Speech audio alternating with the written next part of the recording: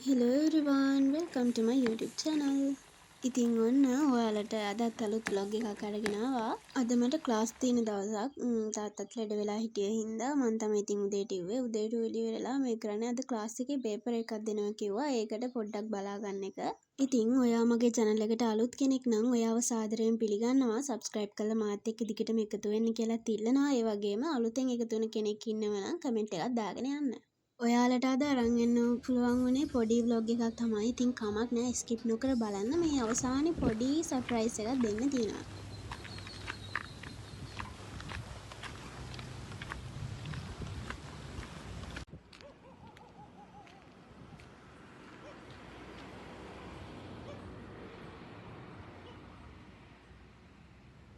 මේ මම මගේ channel එකේ post එකක් දාවා පොඩි challenge එකක්. ඒක කරපු කට්ටිය ඒ post එකට දැම්මත් කමක් නෑ. මේ වීඩියෝ එකේ පල්ලෙහාන් comment එකක් දාවත් කමක් නෑ.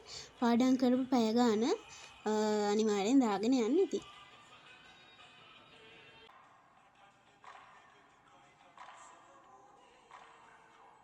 මගේ වැඩේ ඉතින් හැමදාම කාමරය අස් කරන එක තමයි. මමම හැඩි කරලා මමම ඉතින් අස් කරනවා. ඒක ඇත්තටම හිතලා කරන දෙයක් නෙවෙයි. ඒ කියන්නේ මොකක් හරි දෙයක් ගත්තට පස්සේ මට ආපු ආයේ ගත්ත තැනින්ම තියන්න අමතක නැහැ. ඉතින් ඔය අතට අහුවෙන තැනකින් තියලා යනවා. ඊට පස්සේ ක්ලාස් යනවා.